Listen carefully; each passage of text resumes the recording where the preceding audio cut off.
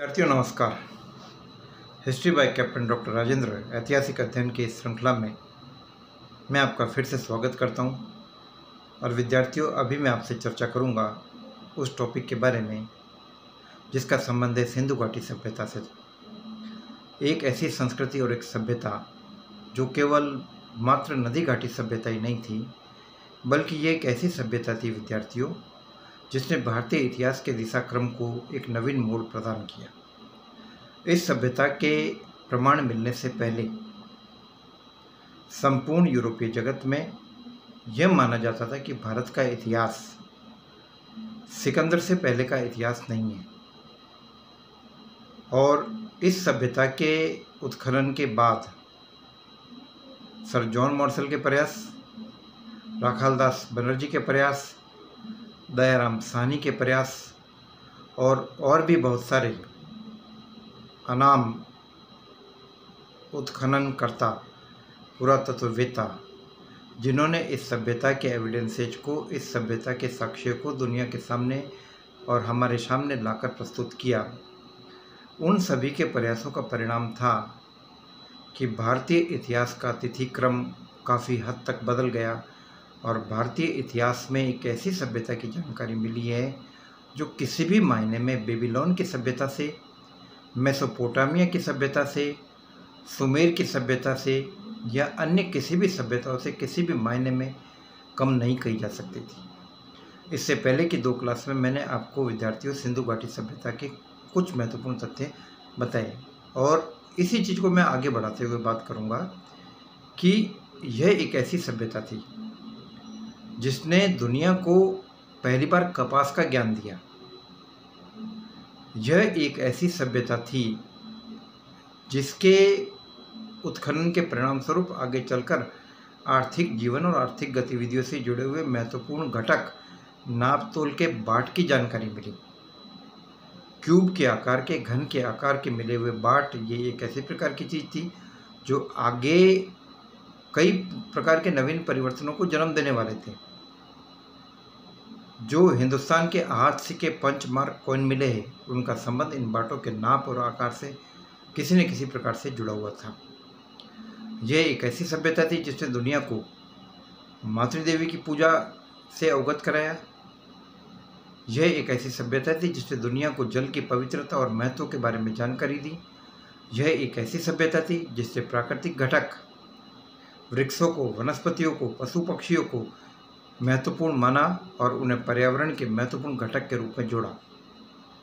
तो आइए विद्यार्थियों, हम इस सभ्यता से जुड़े हुए कुछ और महत्वपूर्ण तथ्यों के बारे में बात करेंगे और साथ ही साथ यह भी जानने की कोशिश करेंगे कि इतनी महत्वपूर्ण सभ्यता आखिर खत्म कैसे हुई, इस सभ्यता का पतन कैसे हुआ। इन सभी बातों को हम कुछ गहराई से आज की कक्षा में जानने की कोशिश करेंगे। तो विद्यार्थियों, जब इस सभ्यता के कालक्रम की बात की जाती है, प्रश्न ये पैदा होता है कि यह सभ्यता कितनी पुरानी है। तो इस बारे में अलग अलग इतिहासकारों के अलग अलग राय है जो उनके व्यक्तिगत विचारों पर टिकी हुई है। और दूसरा सबसे बड़ी बात यह है कि इस संदर्भ में पुरातत्व काफ़ी महत्वपूर्ण भूमिका अदा करता है।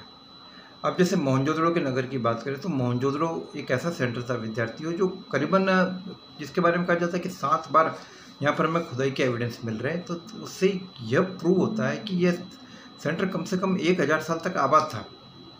कालीबंगा एक ऐसे सेंटर के रूप में दिखाई दे रहा है जहाँ हमें 5 लेवल पर खुदाई के एविडेंसेज मिल रहे हैं, प्रमाण मिल रहे हैं, और जिसमें से 2 स्तर तो ऐसे हैं जो हड़प्पा से पहले के बताए गए और 3 स्तर हड़प्पा के बाद के बताए गए, और कुछ लेवल ऐसे भी है जो मतलब 3 स्तर हड़प्पा के समकालीन है और कुछ लेवल ऐसे भी जो आगे चलकर आर्यों से उनका लिंक मिल रहा है, क्योंकि कालीबंगा से हमें यज्ञ वेदिका और हवन कुंडों के प्रमाण मिल रहे हैं।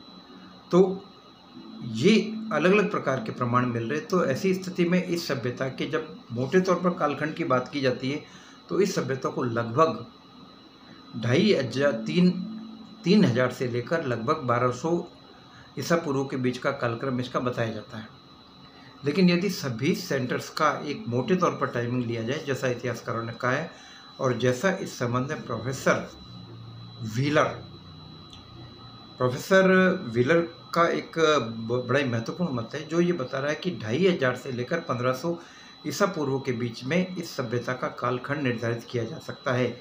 इस सभ्यता की ऊपरी सीमा को 2500 ईसा पूर्व और नीचे की सीमा को 1500 ईसा पूर्व माना जाए तो एक तार्किक और तर्कसंगत रास्ता निकलता है। और व्हीलर का यह मत कुछ अवधारणाओं पर टिका हुआ।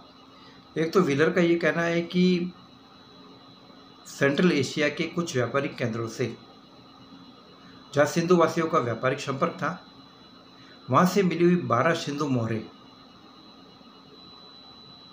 और सैंधव नगरों में, जिनमें मोहनजोदड़ो और हड़प्पा, वहाँ हुए आर्यन हमलों के एविडेंसेज जिसका उल्लेख ऋग्वेद में मिल रहा है, उसके आधार पर यह कहा जा सकता है कि इस सभ्यता का अंतिम चरण 1500 ईसा पूर्व रहा होगा।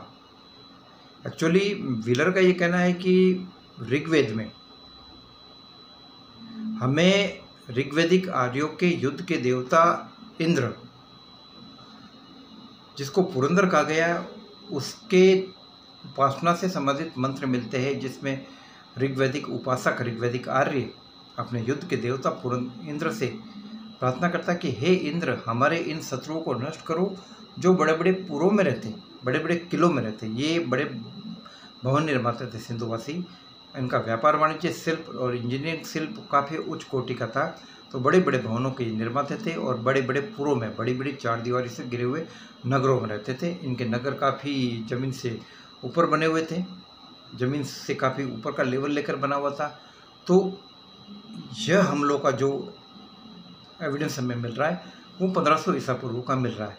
तो व्हीलर ने 12 मोहरों के आधार पे और इस हमले के साहित्यिक प्रमाण के आधार पर यह सिद्ध करने की कोशिश की कि इस सभ्यता का अंतिम कालखंड 1500 ईसा पूर्व के बीच में निर्धारित किया जा सकता है।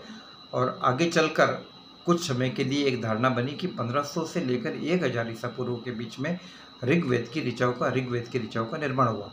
हालांकि ये मत सर्वमान्य नहीं है, इस मत को भी इतिहासकारों द्वारा चुनौती दी गई है, लेकिन विद्यार्थियों मोटे तौर पर जो बात चल रही है वो 2500 से लेकर 1500 ईसा पूर्व के बीच में इस चीज़ को निर्धारित किया गया है।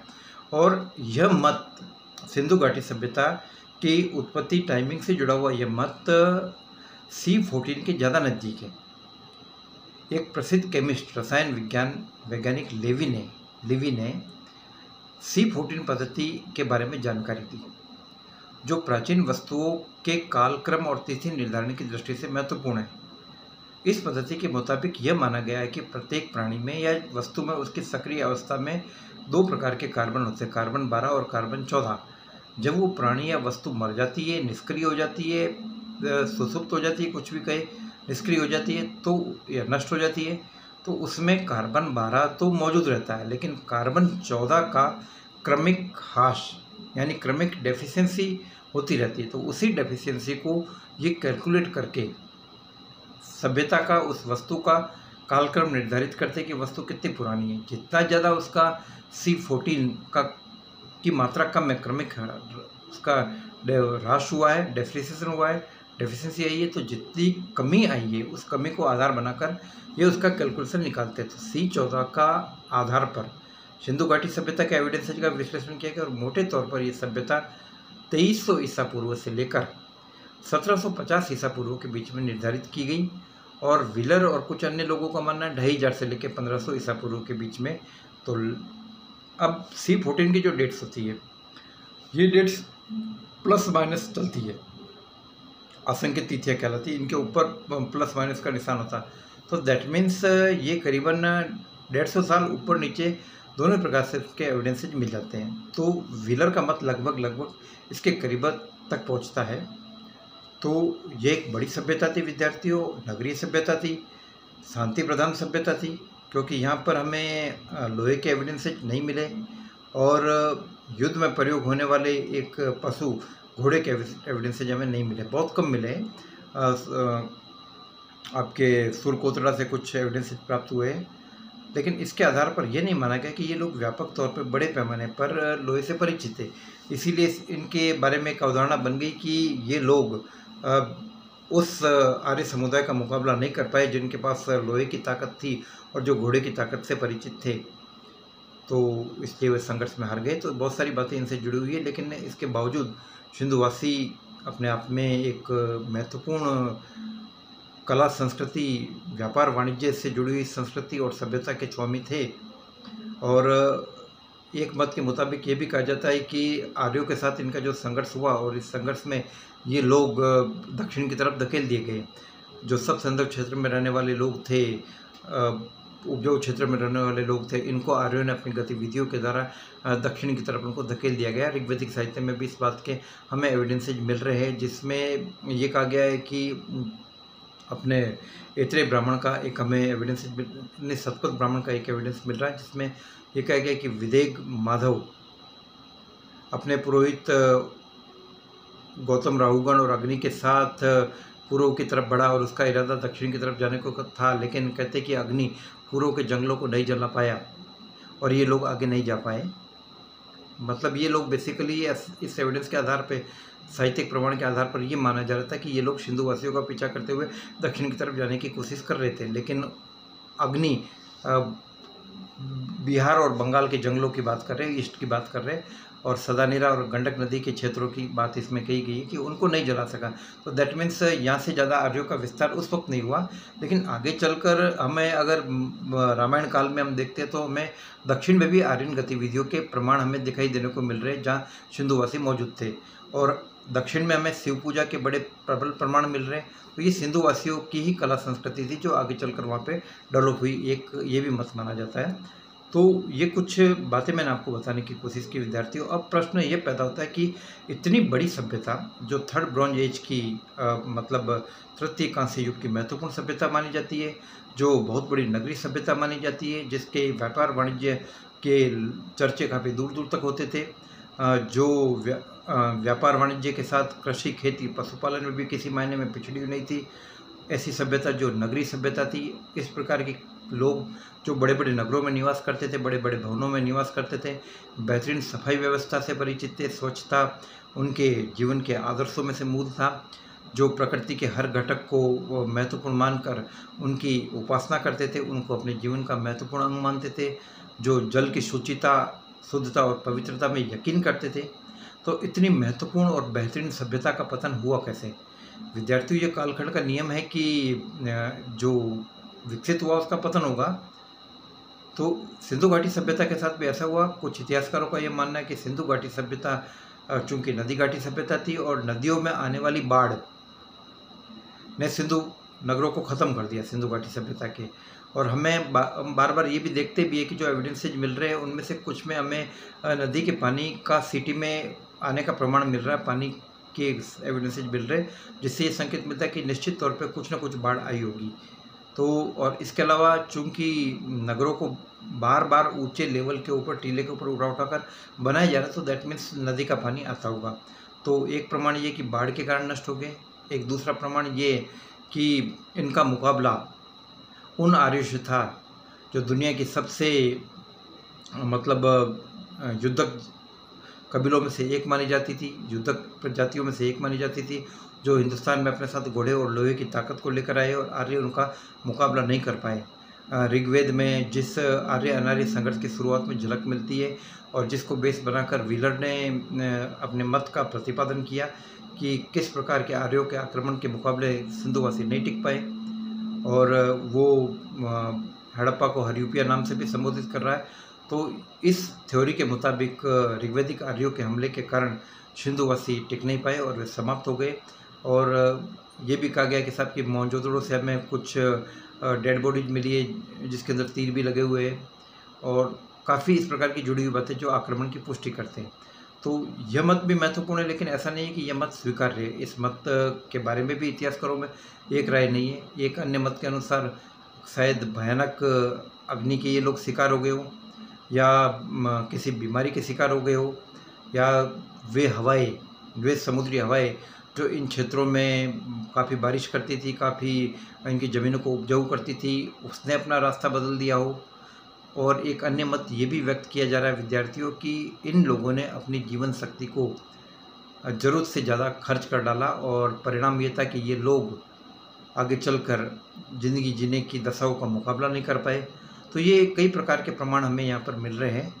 तो अलग अलग व्यू है, अलग अलग राय है। और चूँकि विद्यार्थियों हम एक ऐसे इतिहास के बारे में बात करते हैं जिसे हमने अपनी आँखों से नहीं देखा है, अपने कानों से नहीं सुना है। तो ऐसी स्थिति में हमें सच्चाई के ज़्यादा करीब तक जाने के लिए हमें हर इतिहासकार के विचार का मूल्यांकन करना पड़ेगा। हमें मार्शल के विचार को भी देखना पड़ेगा, व्हीलर का विचार भी देखना पड़ेगा, पिगट का विचार भी देखना पड़ेगा, मील का विचार भी देखना पड़ेगा। तो हम ऐसा करके ही सत्यता के ज़्यादा नज़दीक तक पहुंचने की कोशिश करेंगे। हमें मजूमदार के विचार भी देखने पड़ेंगे, बनर्जी के भी देखने पड़ेंगे। तो ऐसा करके हम इतिहासकार के व्यक्तिगत दृष्टिकोण और तथ्यों के साथ उसने कितना न्याय किया है, इस चीज़ को हम समझकर ही गहराई तक पहुंच पाएंगे। बाकी ज़्यादा से ज़्यादा अध्ययन और ज़्यादा से ज़्यादा स्रोतों तक पहुंच ही आपको एक निष्पक्ष इतिहासकार बनाएगा और तथ्यों को काफ़ी गहराई से समझने में आपकी मदद करेगा। आपको किसी भी प्रकार का कोई संदेह हो विद्यार्थी हो तो आप मेरे से 9928482295 पर बेशक निसंकोच आप बात कर सकते हैं। मैं आपकी हर समस्या के समाधान के लिए मौजूद हूँ। स्वस्थ रहिए, अपने स्वास्थ्य का ध्यान रखिए। जय भारत, जय हिंद।